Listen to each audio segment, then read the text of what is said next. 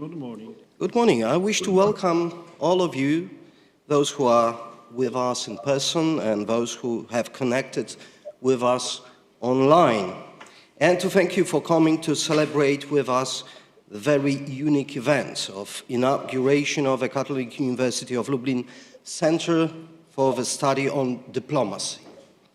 Now I would like to pass the floor to the rector of our university, Professor Mirosław Kalinowski.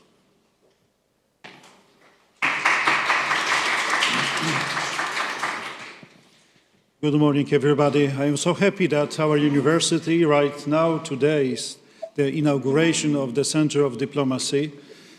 As a few minutes ago, when I was asking about the new initiatives, I said that's the time for over 50 years that we got the experience in humanistic arts, the social sciences, even our philosophy experiences, theology as well. In the last months, the relations as we have on the center of Abraham Joshua Heschel, that's the background that we are going to have the good experience in the diplomacy. As you know, it's not so easy to have this kind of activity.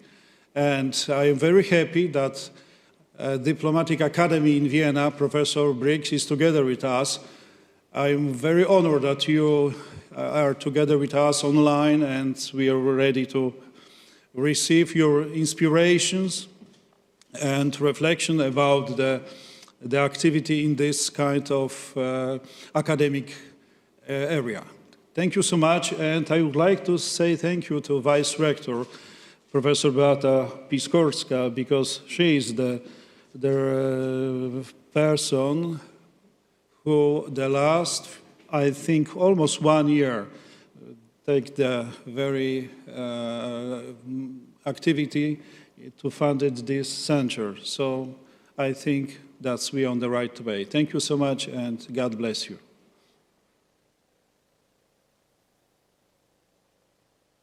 Now I would like to ask Vice Rector, Professor Beata Piskorska, to take the floor.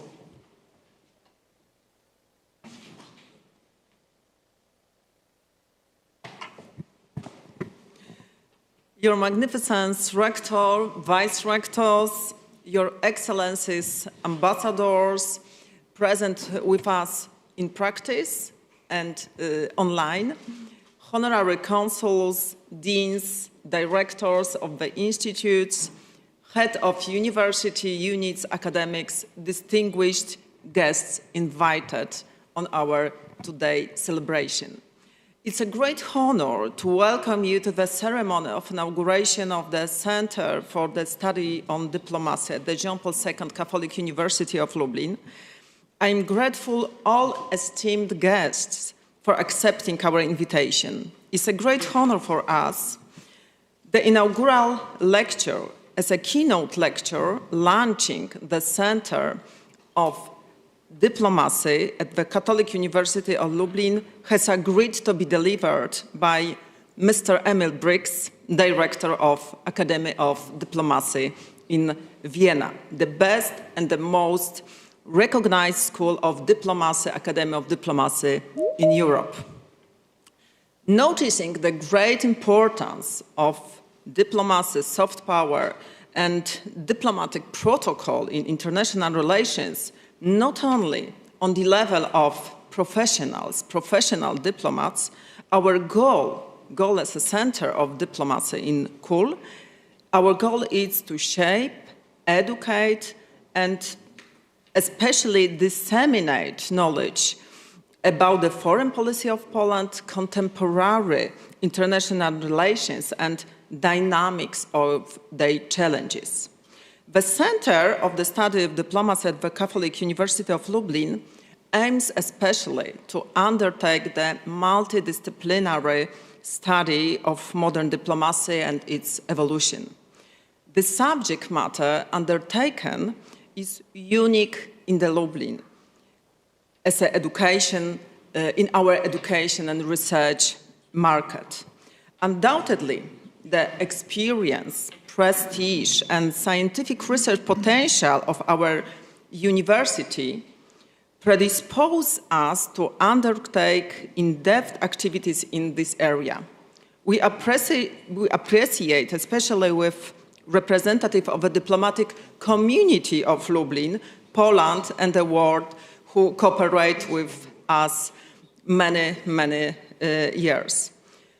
This would not be possible without support and engagement, enthusiasm of Your Magnificence, Director Professor Mirosław Kalinowski, and his activity and engagement in international arena and cooperation in diverse scientific, research, and Catholic institutions abroad. So thank you very much, Mr. Rector Magnificence, for motivation us in order to create a new institutions in a one format on the KUL. In addition, as you know, actually, situation in international arena, also an awareness of global reality outside our border, need to understanding the contemporary challenges and the threats in the world. Actually, despite of hard and especially military threats, one must hope, and we hope, that the diplomacy is still an important instrument for resolving sensitive foreign policy issues. What motivated us to undertake the creation of Center for the Study of Diplomacy?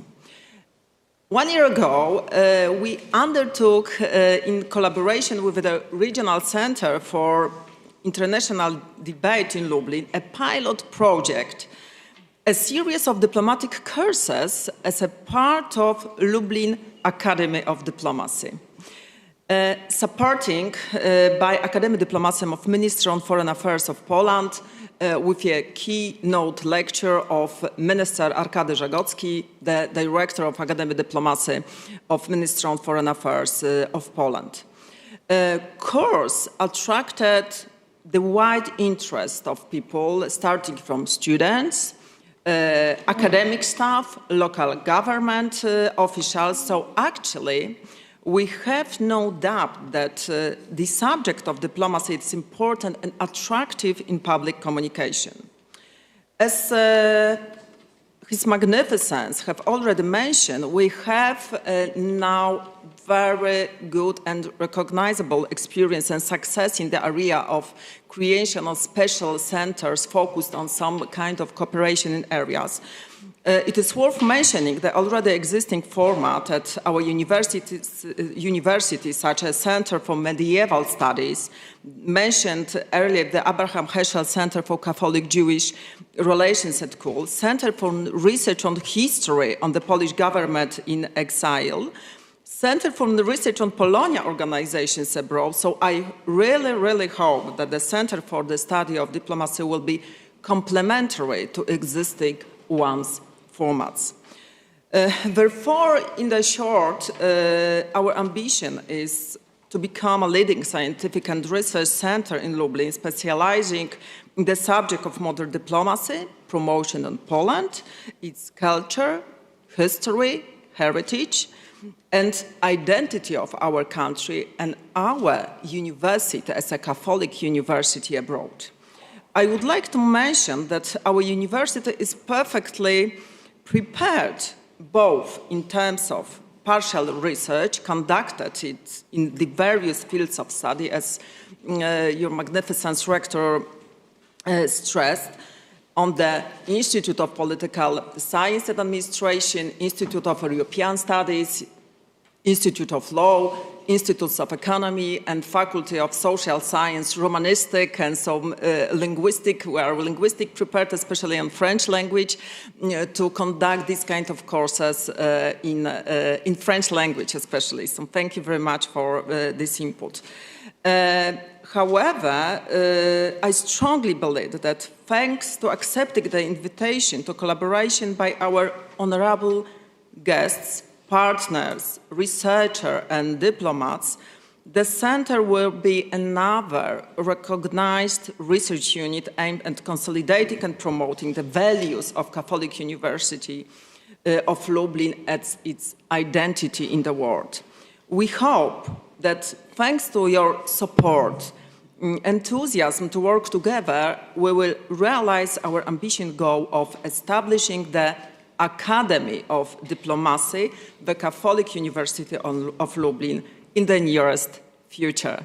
So thank you very much for your attention. I'm very glad that we are having you today. Thank you very much.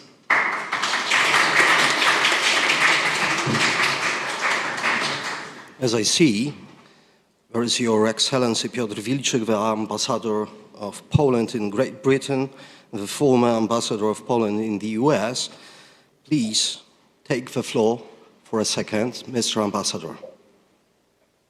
Hello, good morning. Can you hear me? Yes, of course. Yes, that's great. Yes, Yes, thank you very much. It's a great honor to say a few words. I'm actually very surprised. I was not expecting that I would be speaking to such a distinguished audience, and also to Mr. Brix, who will be the lecturer today. Unfortunately, I have a meeting very soon, so I'll have to leave you in 20 minutes, but I'm delighted to be here.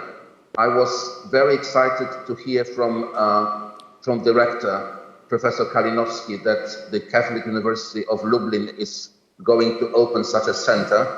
I'm very excited to be a part of this meeting today, and I look forward to your future initiatives. And I hope that perhaps in the future I can also make a contribution and cooperate with the center. This is an excellent idea to open such a center at this university, with all your experience, with all your international experience in the last more than 100 years, as far as I remember. So thank you for having me. I'm delighted to be here, and I look forward to our future cooperation. Thank you.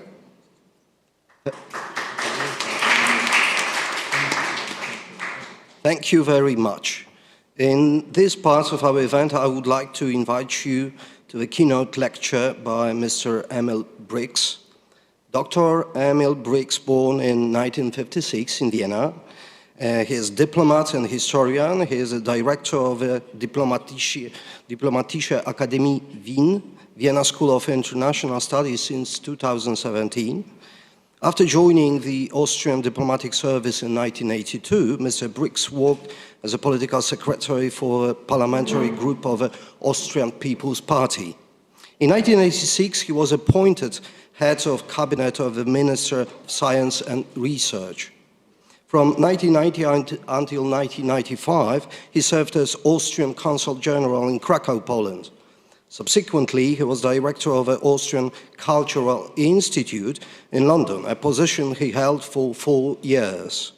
In 2002, Mr. Brix was appointed Director General of Foreign Cultural Policy at the Ministry for European and International Affairs of Austria. After serving 5 years as the Austrian ambassador to the UK from 2010 until 2015, he became Austrian ambassador to the Russian Federation in 2015. From 1995 until 2022, he was deputy chairman of the Institute for the Danube region and Central Europe. He is a member of the governing board of the Austrian Research Association. He holds a PhD from the University of Vienna and was awarded Doctor Honoris Causa by the University of Drohobych, Ukraine, and by University of Cluj-Napoca, Romania. He is an alumnus of Dyplomatische Akademie Wien and published numerous books and articles on Austrian and European history of the 19th and 20th century.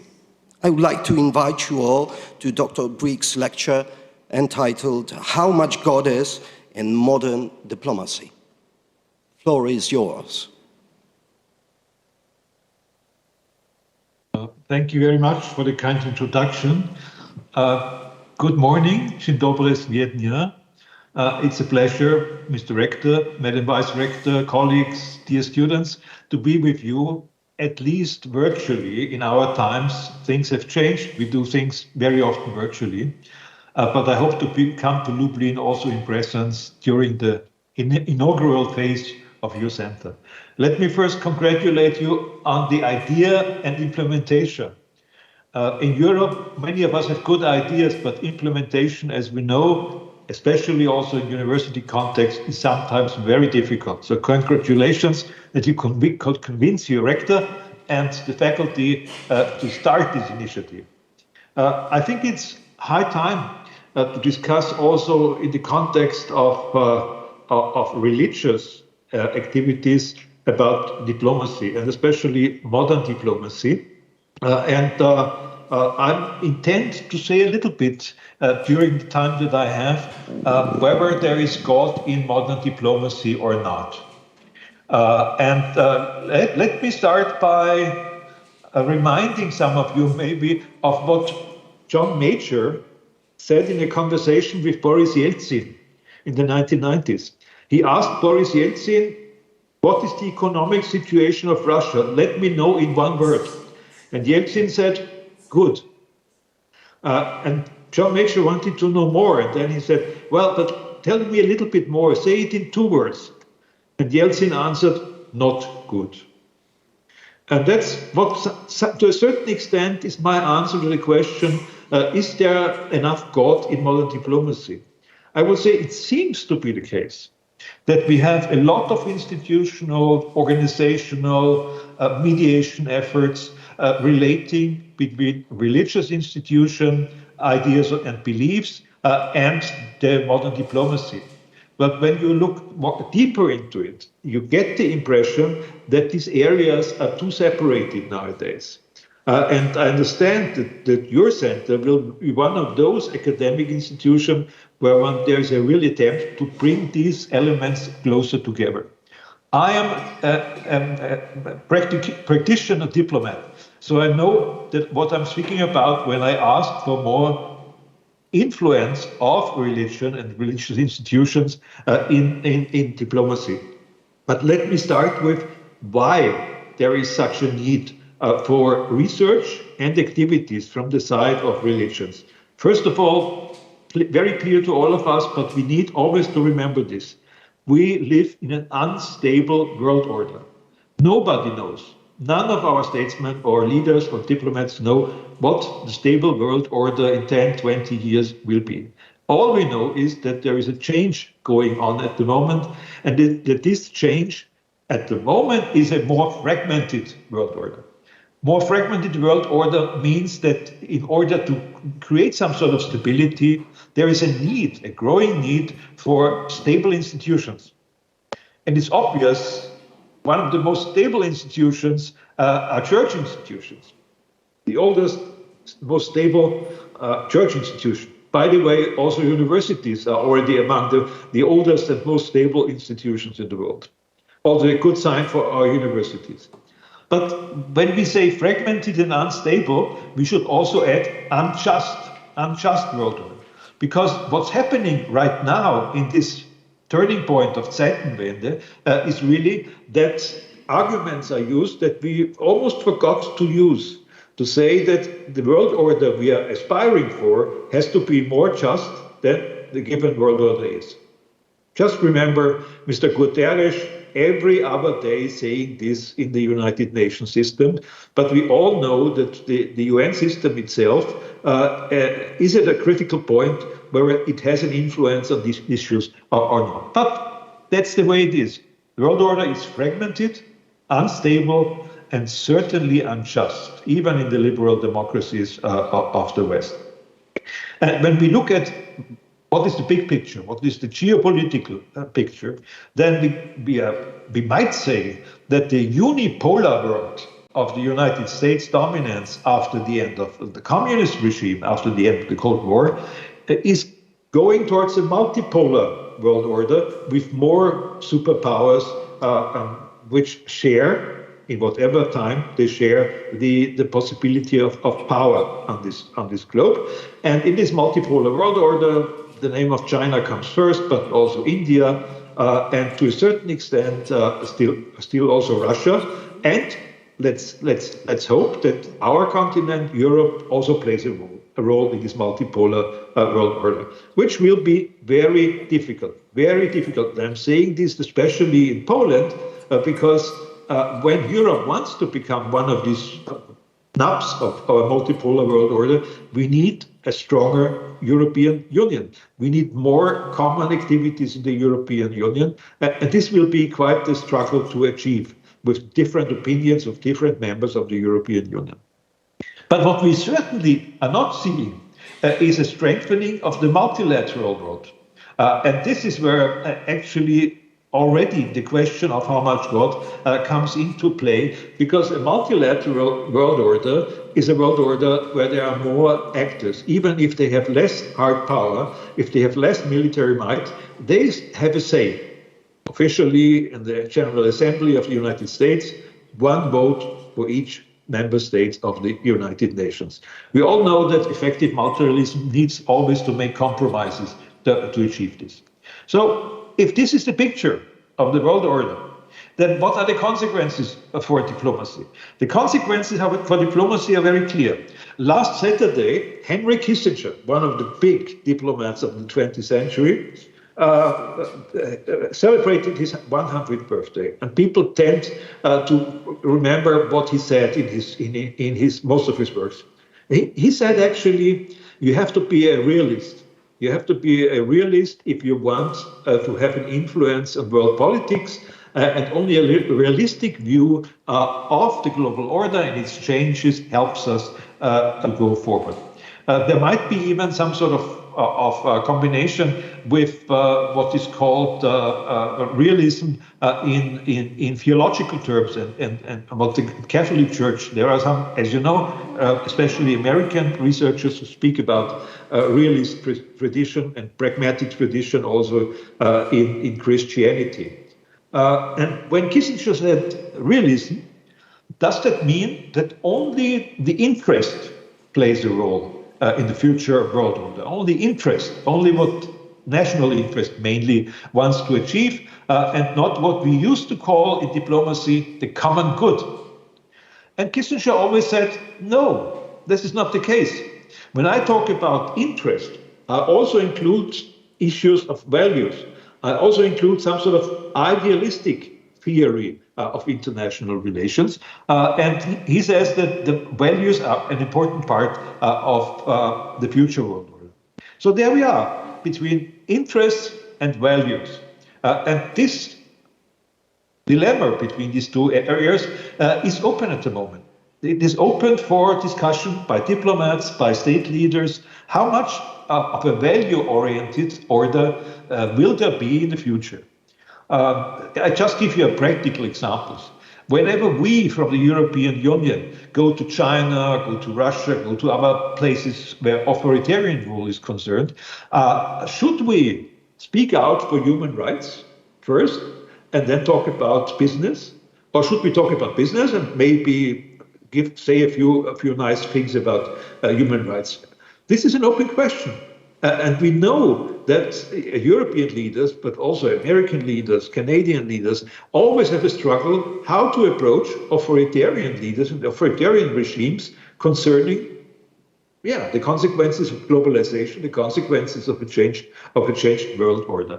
So there is a need, obviously, to do some, not only research, but give practical advice from sources which can help diplomacy on making these sort of decisions. And one of the would like to call it some sort of morality ideas or sense of restraint and prudence in diplomacy must come also from the churches, from the religions, because this is one of the basic ideas to work and act in this world. I have to say, I myself did once a research in Austria on the question whether the Catholic Church in Austria is part of civil society or not part of civil society. And as we know, in all European countries, the Catholic churches, but all Christian churches, are sort of trying to answer the question, what is their role in society? And at least in Austria, but also in other countries, there is much more interest by the churches to work as a member of civil society. And this is also true, I'm sure, for Poland, but it is an open question. Is it only a civil society actor, or what is there more for it? When we talk about the consequences for diplomacy, one might have the idea, and this is also something for research, one might have the idea that actually nothing changed for diplomats, because the objectives for diplomacy remain the same since we are talking to each other about common interests or about conflicts. It's always about how can we find a peaceful solution to conflicts. How can we create a stable system of neighborhood? And how can we have a dialogue which is acceptable for both sides? So that's very traditional objectives, even in modern diplomacy. But what is changing dramatically, and I think this is also something for the center to look into, is the tools and the structure of how diplomats work. The tools is a very obvious thing. Social media, artificial intelligence, everything that the last few years have brought about as possibilities of working with other people on conflict issues or on even issues of common interest. So I'm not saying that this is part of what you should do research on, but when we look into disinformation activities of countries like Russia, but also other countries, Turkey is also an example, then one might say these countries are using diplomatic tools which are available nowadays. And the tools are manifold now, and they will increase. So looking into how best to use the new tools actively, not only responding to what others are doing on you, but what you can do and how can you use in diplomacy these tools is of urgency. It's of urgency. And I give you one example of my own school, the Vienna School of International Studies. Yes, we are the oldest school, together with the Vatican School of International Studies, from 1754 onwards. Yes, but we need to work with these tools nowadays. So what will we do? We start a new master program this September on digital international relations.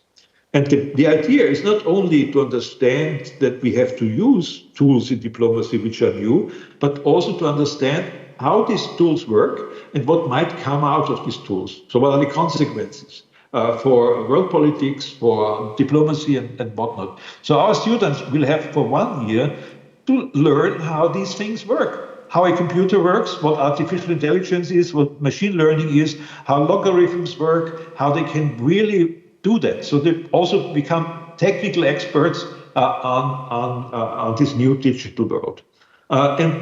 So responding to these challenges of new tools actively is an important part.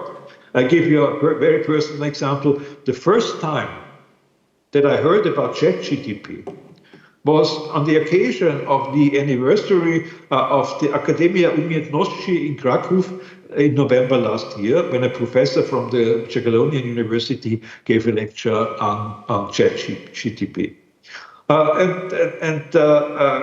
Since that time, actually, I would say every day, in some way, I have to respond to questions of artificial intelligence in diplomacy.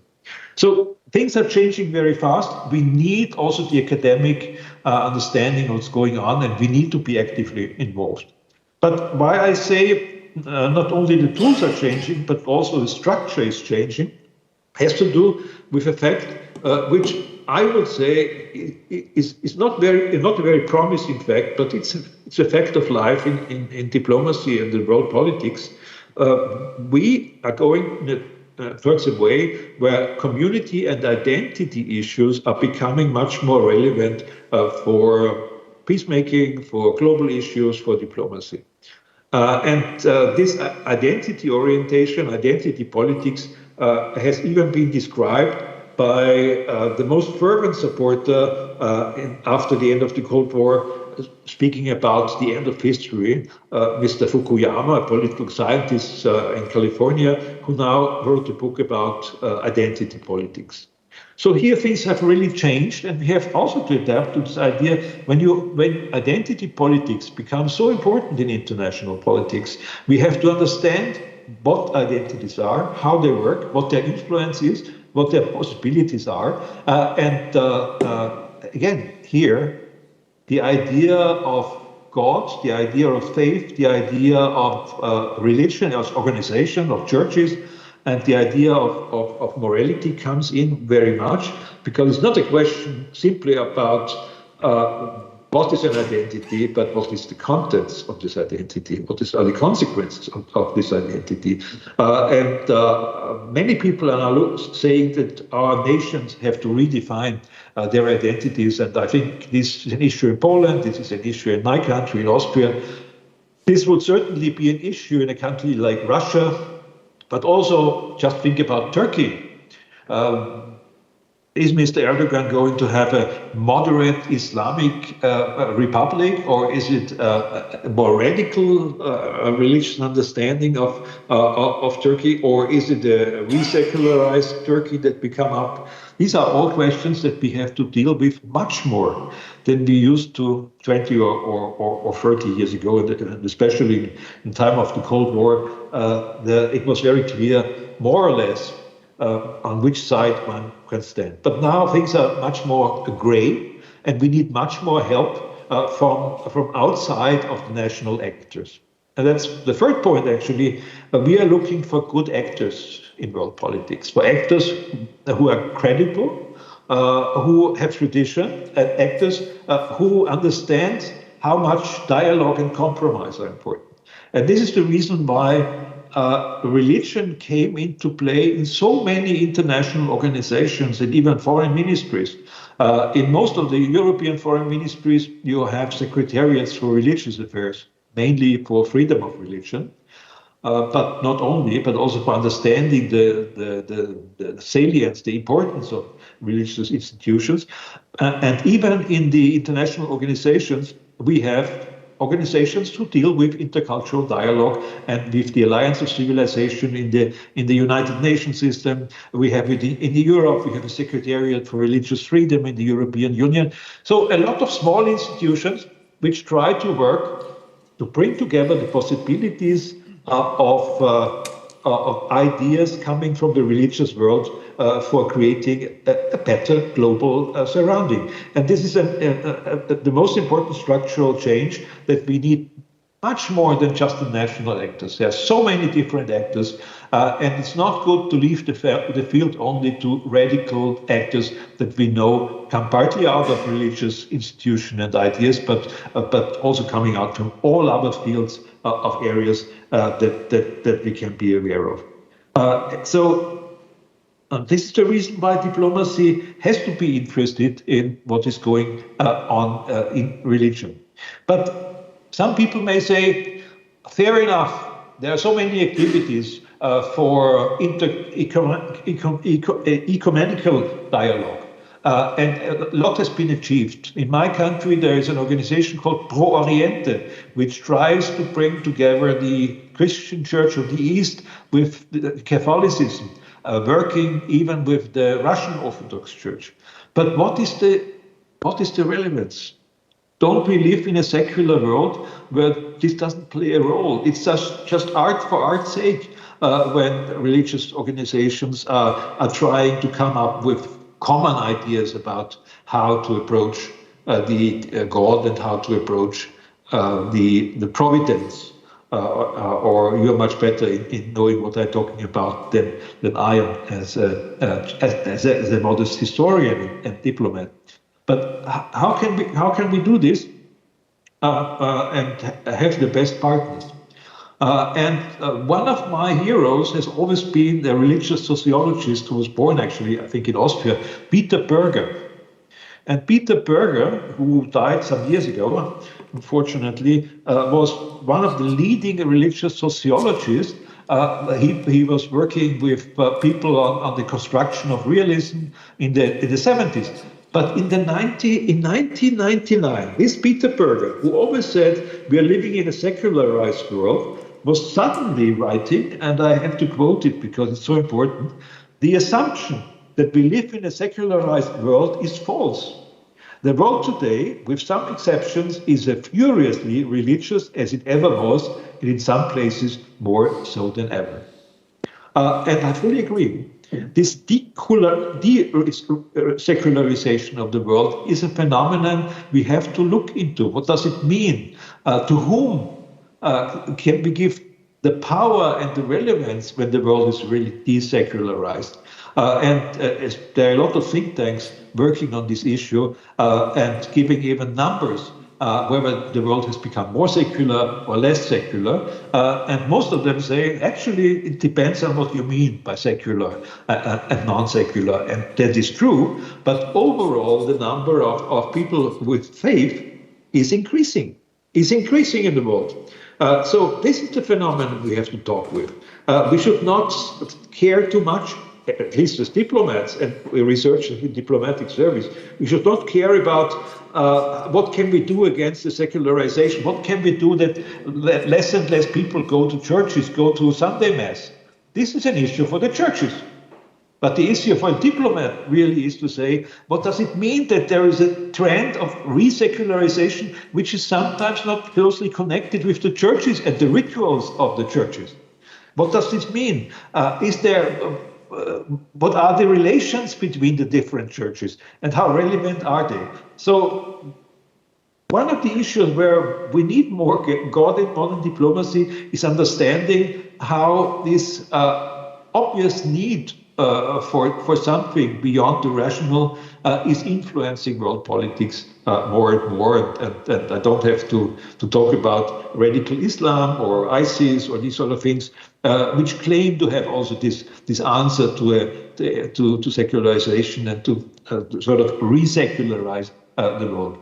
So going in for working not only within the church structures and between the church structures on these issues is highly important.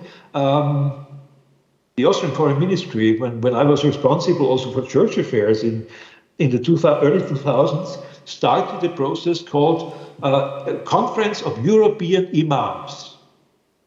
And the idea was we invited imams. You know, the structure, the organizational structure in the Muslim world is much more difficult.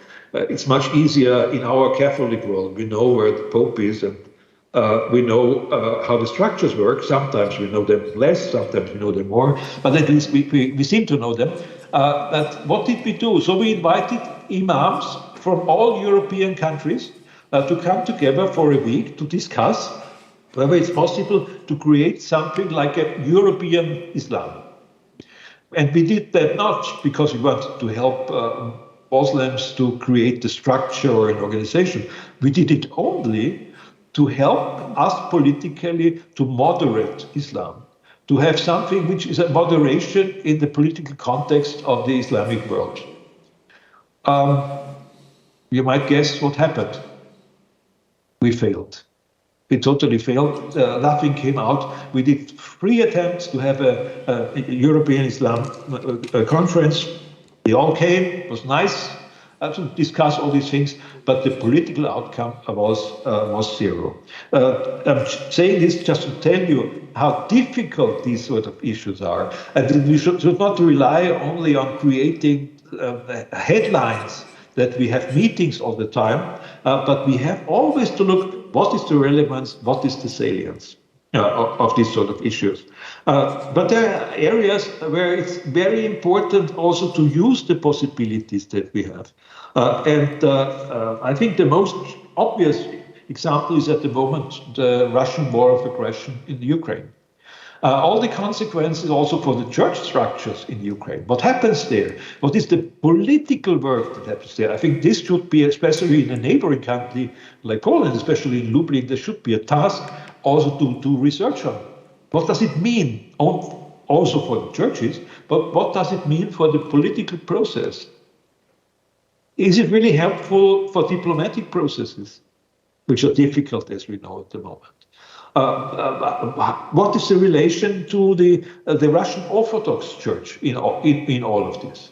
Is it possible to have a dialogue? And if yet, what are the ways to do this? So there's a lot of practical and also, I think, organizational issues one should discuss, and also to look into what will come out of this. I can tell you, and this is not it's not a mystery that Austria very often tries to be helpful when it concerns Russia, to understand what's going on. And we had, from the Russian Orthodox Church, we had Bishop Hilarion, who used to be the foreign minister of the Russian Orthodox Church before he became second after Kirill. He was bishop in Vienna. So I know him from this time, and I kept my contact when I was in Moscow, and we celebrated his 50th birthday in Moscow. And then he was suddenly discarded after the war started. And there was a rumor that he was discarded because he was critical of the war in Ukraine. We don't know whether it's true or not. There's no official saying. But anyhow, Kirill and the Holy Synod sent him as a bishop to Budapest, which was a degradation. Fair enough.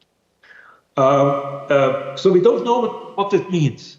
However, he has an influence on politics, on important politics like Russia and Ukraine.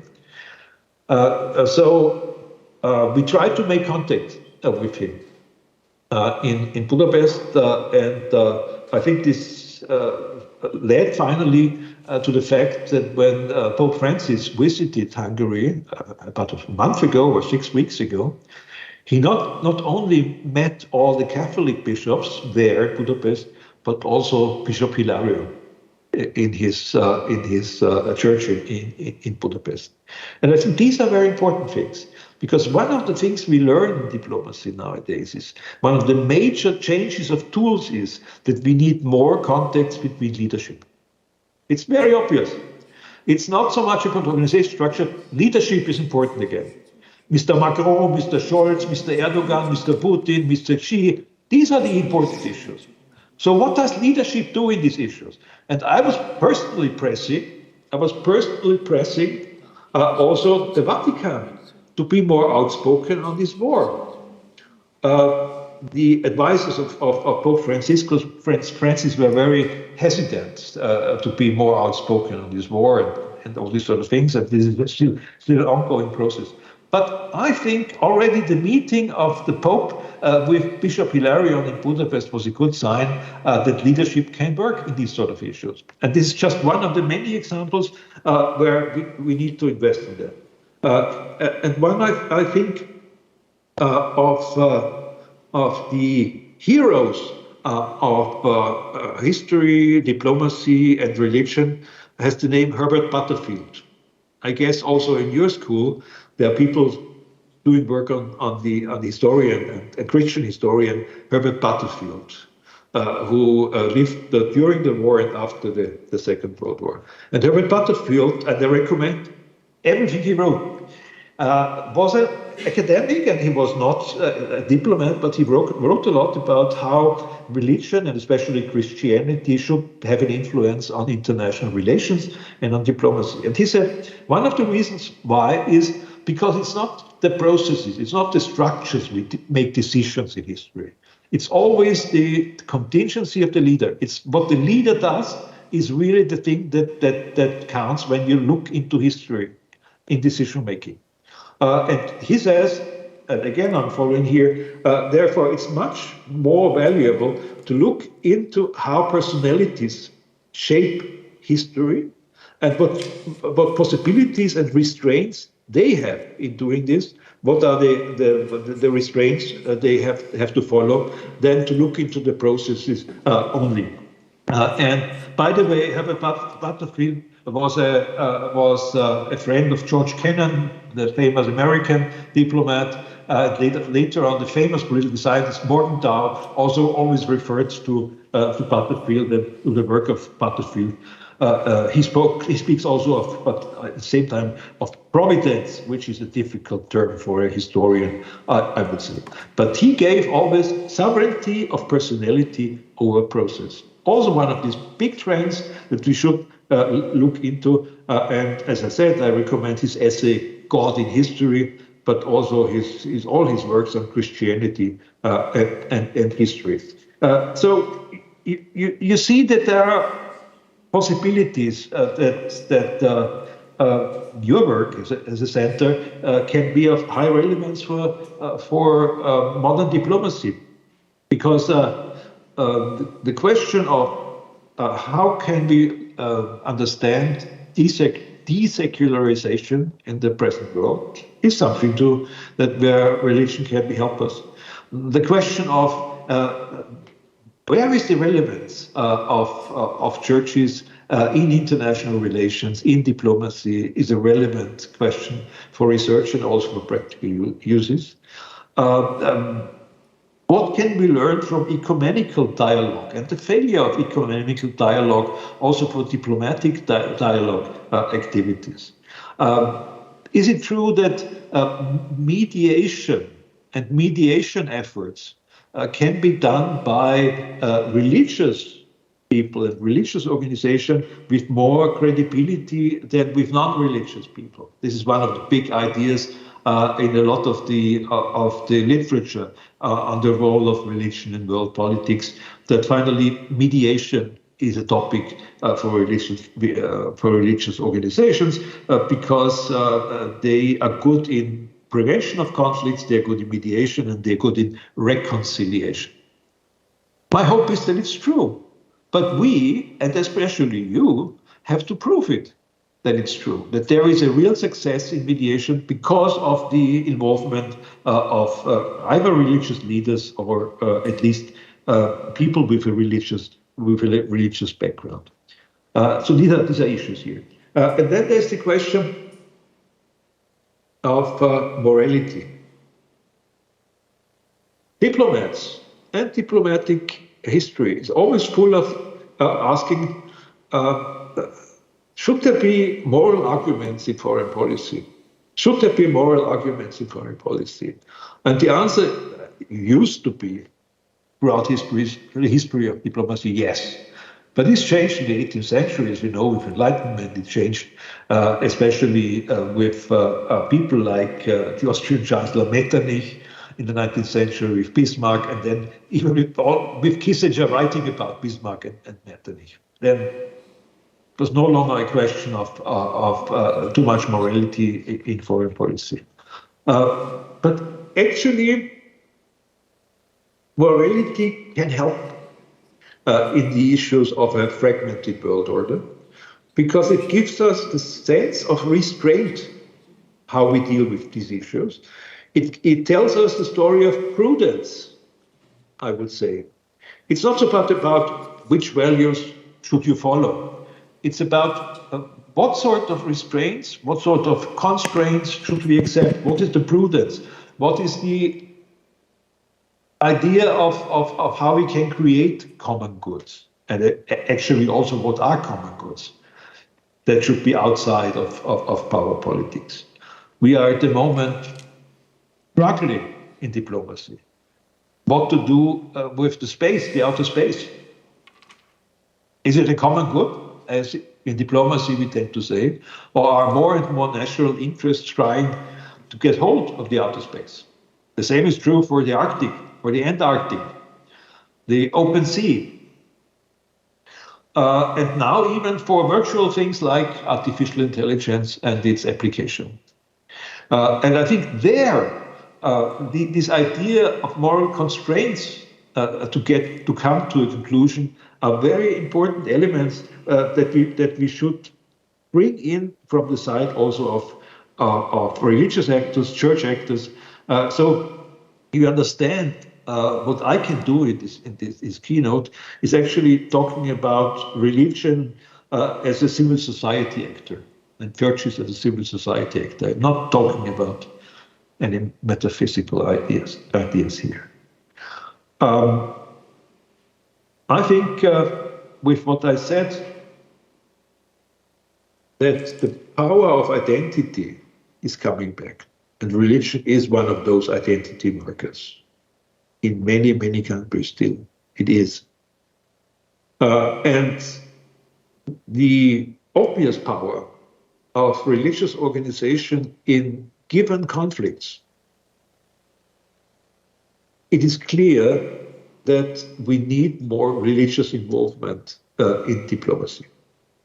And let me give a few examples also that you're all aware of. I already talked about the Russian-Ukrainian war. What is the understanding that we have that the Russian Orthodox Church is supporting this war? Is this one of these issues where there is a just war theory, as you know, also in theology? Is it an issue of a just war theory? I would say, we would say, no, it's obviously not.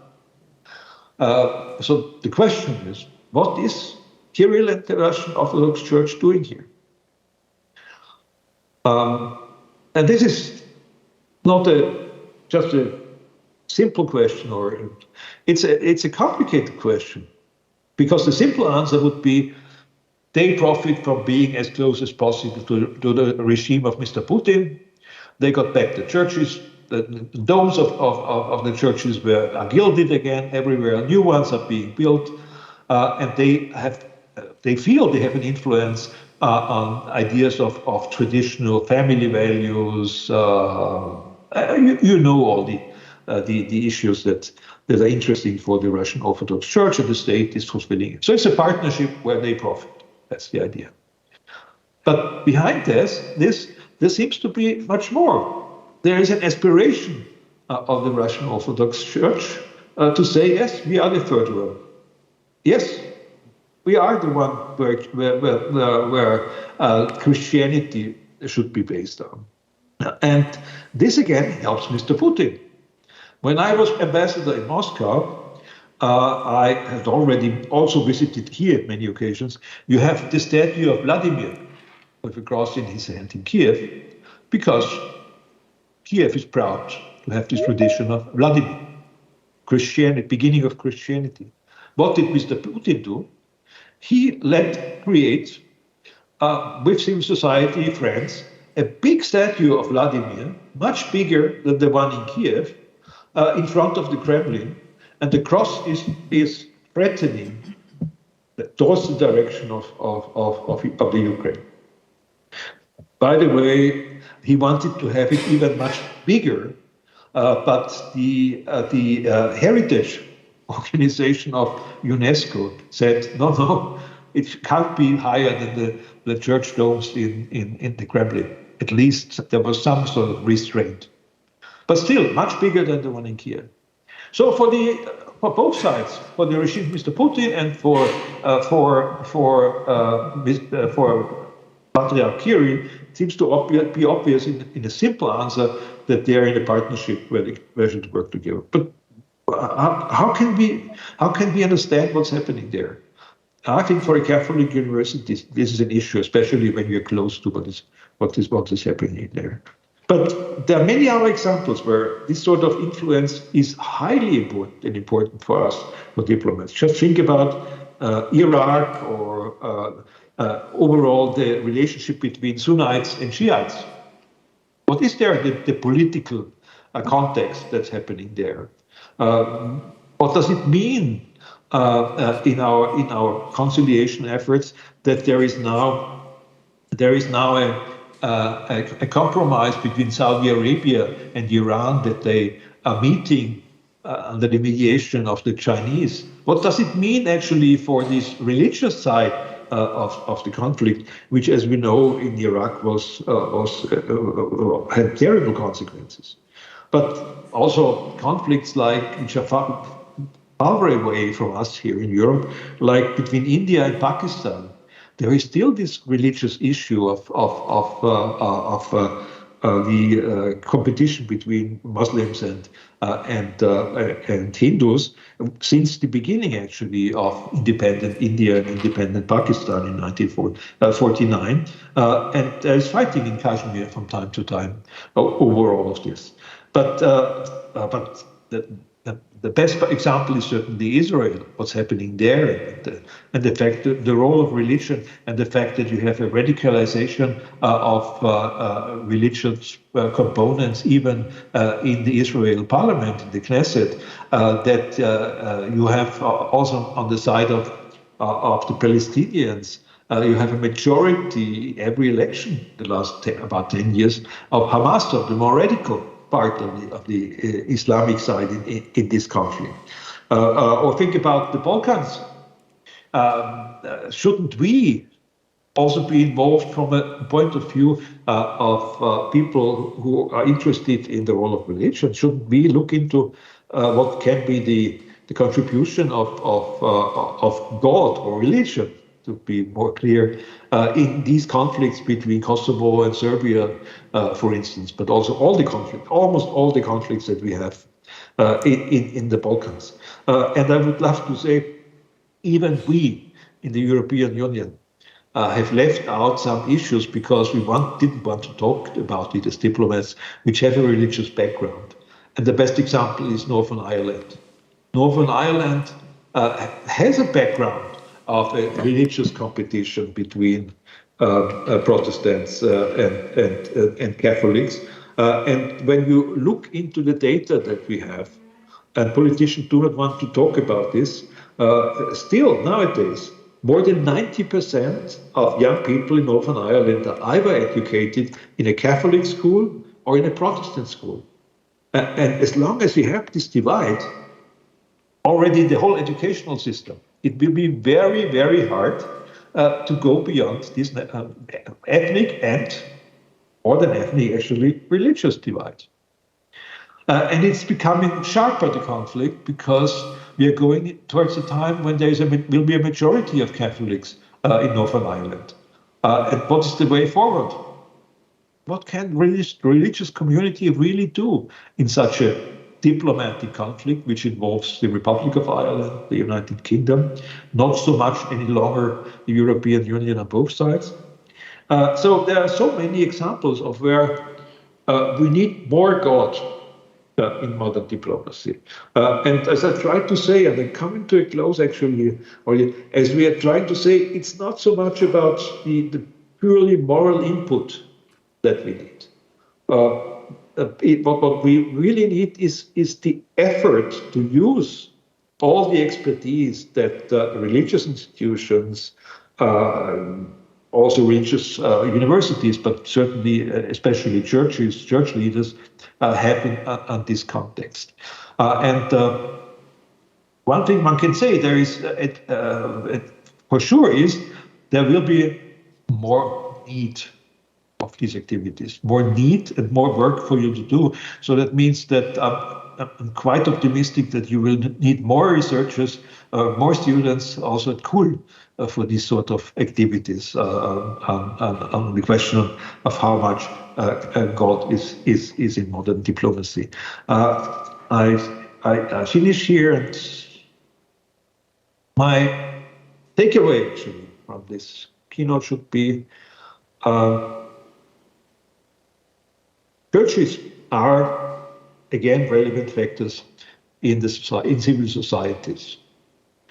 And this includes not only what they do domestically, but also what's happening internationally. The churches and religion, whoever feels working in this field, should see himself also as a moral resource, but less so as a teacher, more so as someone who learns from his own moral resources how to work. I talked about restraint, about prudence, about some sort of ethics. And thirdly, use all the experience for the mediation. We need and will need a lot of mediation efforts, because in a fragmented world with identity all around, there are so many conflicts that are upcoming which become political. which we were not used to when it was much clearer structure that we had in front of you. So I hope I was not too pessimistic on the world order and not too optimistic on the role of God in this world order. But I would say both elements are good for an institution like your institution to have a center for diplomacy. So thank you for your attention.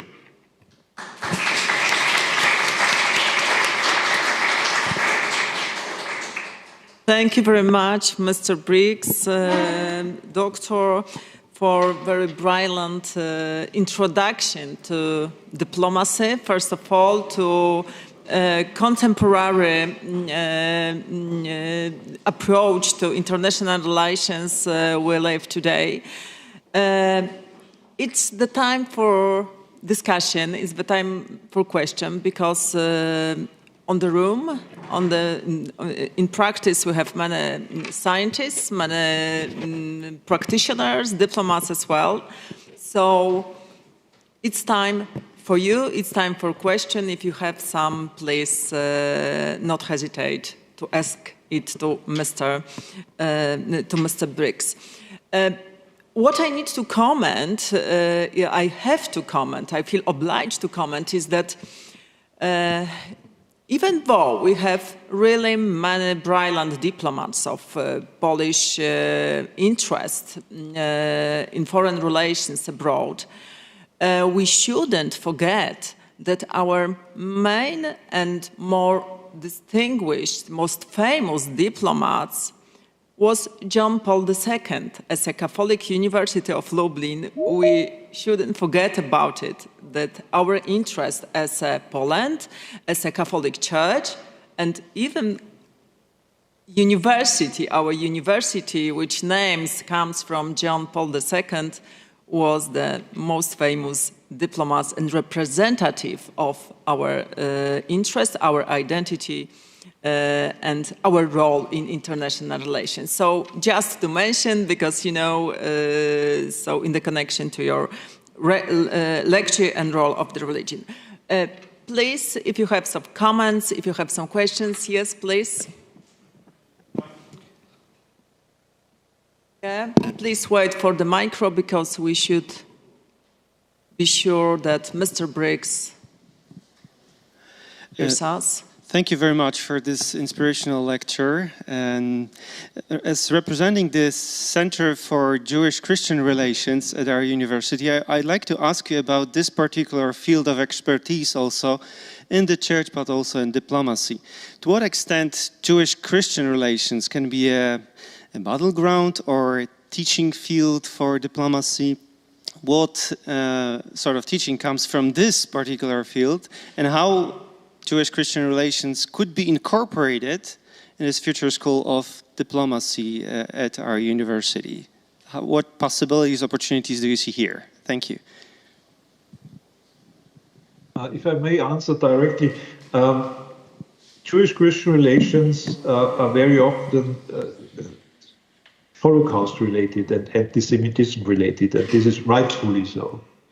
But at the same time, we also need to go beyond. When you talk to Israeli diplomats, they say, yes, we are very thankful that you convey from the Christian side, but also from the political side, that you feel the guilt of what happened during the Second World War, before the Second World War. But they also say we have also to go beyond and to build Jewish-Christian relations and Israel-European relations, which are not only centering on this.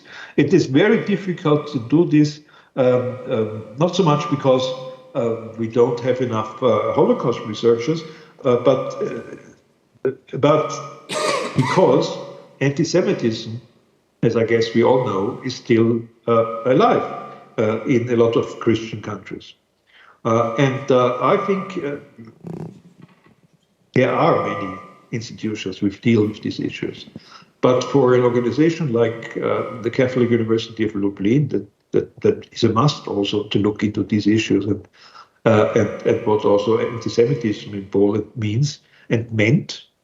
And I know of so many brave and great people from the Catholic side in Poland who spoke out about this and wrote about this.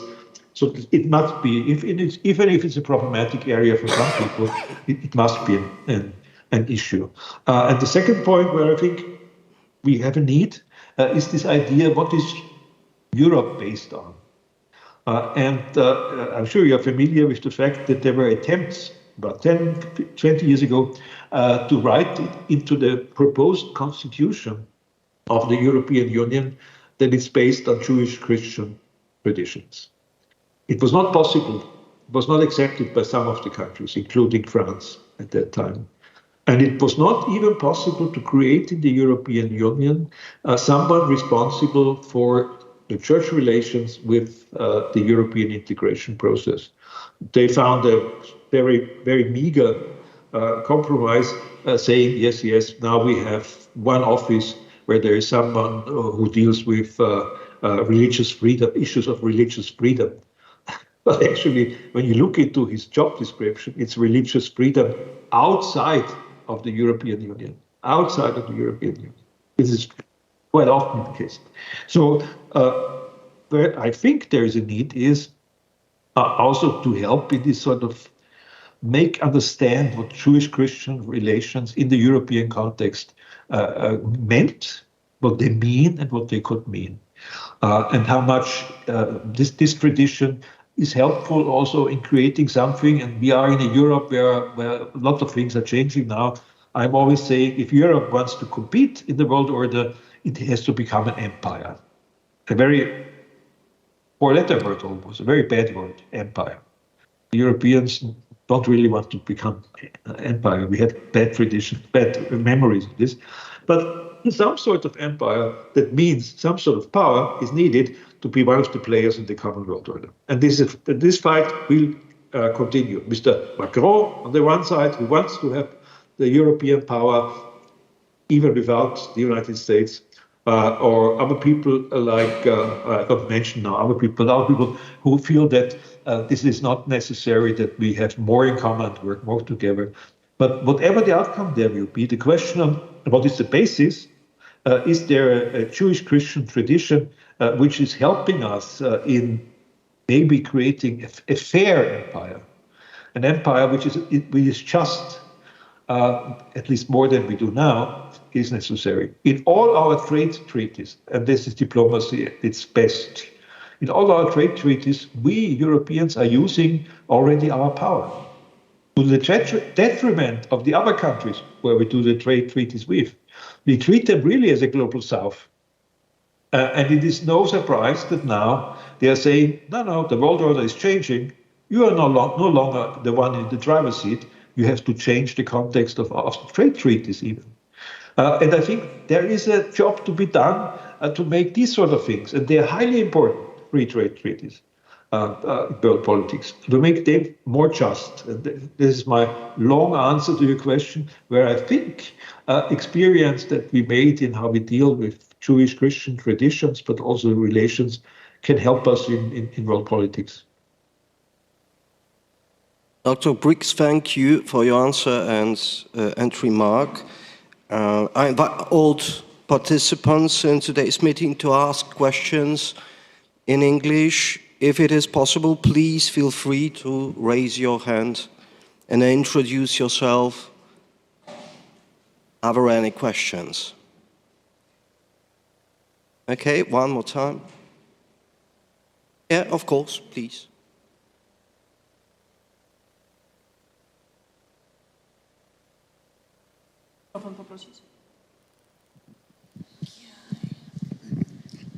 No, thank you. My name is Urszula Żelaza. I'm working at the International Collaboration Office, and I would like to refer to the title of your presentation, very interesting, and how much God is present in the diplomacy. I had the privilege to participate in the talks between Israel and Holy See when I was in Israel. And there was a very interesting event when during the meeting, very difficult meetings because, you know, this is not an easy topic and easy talks between Israel and the Holy See. And at one of the meetings, the head of the Israeli delegation said to the head of the Holy See delegation, the nuncio, said, "Excellency, what you are asking is, I don't even consider, but the way you're asking me, it makes me think, makes me change my decision." And you know, then I realized it's a matter really whether how much God is present in the diplomacy. Whether I consider a God, a man from 2,000 years, an old man who doesn't understand what is happening today. So whether this presence of God is in the approach we have, whether we really bring God in our attitude towards others, in our, not only in words and diplomatic in a negative sense, actions, but how much God really is present even in, at this meeting I realized that this is, that even the politics can change if we bring God. What is your opinion about this? And the second question, what will the founders of EU would say about presence of God in today, especially the Gasperi, which is really very close, more known to me. Thank you very much. Thank you for this question. Yes, that's why we need to include in the education of young diplomats these notions of how to bring God into the action of a diplomat. And most of the countries, at least in Europe, already have included parts of this sort of, they call it ethical education, into the diplomatic education. I'm not so sure that it's good to put it into one box and only have sort of ethical education. Our idea, for instance, at the Diplomatic Academy, is to say we need to see how we can put it into all the subjects that we deal with here, from economics to international relations to history, certainly, and even to international law. And this is difficult, but it's much more promising if we try to discuss these issues in all areas. I didn't talk about international law too much, but there's so much God in international law. It's incredible. It's incredible. We don't talk so much about it. It's another area where it would be worth to look into. How certain international regulations have been established. Not only the contents, but the way the compromise was achieved. There is a lot of God in that. And your second question concerned the issue of. Could you repeat maybe what the second question exactly? Is the founder of the European. Yeah. What would they say about the presence of God in today's politics? The founders took the chance of the time immediately after the war and this sort of very close experience, and could build the European process on Christian principles. But even they would understand that this is a different situation nowadays. It's not an issue of turning back the clock. I spoke about the Jewish Christian background of the European integration process. I think this is a worthwhile exercise which people like the Gasperi and Adenauer would have supported. For me, the question is now: is there a specific Christian democratic politics in the European Union? You know that we have Christian democratic parties, and they all have to struggle with what it means, who might be a member, who is not a member. In the Polish case, who is a member of the Christian democratic fraction in the European Parliament who is not. These are issues which lead us away from the basic fact that we have to look into what can be the positive role of Christianity in the European Union. You might ask, or some people ask, whether this will be still a question in 20 years. In my country, in Austria, at the moment, in our bigger cities, in Vienna and in Linz, we have a majority of non-German speaking children in the primary schools. A majority, more than 50% not German speaking, and the majority of them non-Christians, majority only. So there are basic changes going on. I would say even the founders of the European project would say you have to adapt if there are these fundamental changes. And what you should avoid is making use in a populist way of a given situation.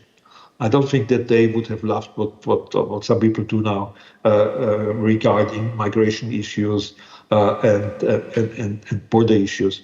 But this is already a political thing which I should not delve into. But if you ask me as a person, I'm highly critical of some of the policy decisions that we are taking in some European countries on these issues. They're not in a Christian sense, I would say. Thank you very much. Thank you very much, Dr. Brix, Mr. Director, for inauguration, participation in our inauguration ceremony as a most important topic. You mentioned in your lecture how is God, how is religious in modern diplomacy. I hope that especially our collaboration will be developed. We feel honored that initiation of this Center for Study on Diplomacy of the Catholic University of Lublin was with your participation in this lecture, in this meeting. Thank you, all of you online, being with us online and in reality, in person, because it was really honorable moment, an important moment for us. So thank you very much once again for our honorable guests, for being with us, and I hope we will see you on the next events, next meetings, lectures, and of course, Mr. Brix, feel really warm welcomed to our university in practice or online next time as well. Yeah. So thank you. Dziękuję bardzo. Dla mnie to było zaszczyt. Ja nie mówię tylko troszeczkę po polsku. Brakuje mi ćwiczenia, ale lubię mówić po polsku. Ja byłem w Moskwie, inna sytuacja tam. So thank you very much from my side, and I wish you all the best for the center, certainly. And you know, always there is a diplomatic academy in Vienna, which if you need something, we promise to be as supportive as we can be. And actually, we had been founded in 1754 to work between the Christian Habsburg Empire and the Muslim Ottoman Empire. That was the only idea at the beginning of the Diplomatic Academy. So from the very beginning, it was crossing borders of religions. So that's what we try to do also today. And also all the best from my side. And you are most welcome to come to Vienna, Madam Vice Rector. Thank you very much. Your Polish is really great. We understood everything you said. So really we feel appreciated for your presence. So I hope that we will discuss in many areas of relations between Muslim Catholics on the conferences, on common lectures as well. So we will get in touch, of course. And thank you once again for your declaration for our collaboration. So thank you, all of honorable guests. I close our meeting. Thank you.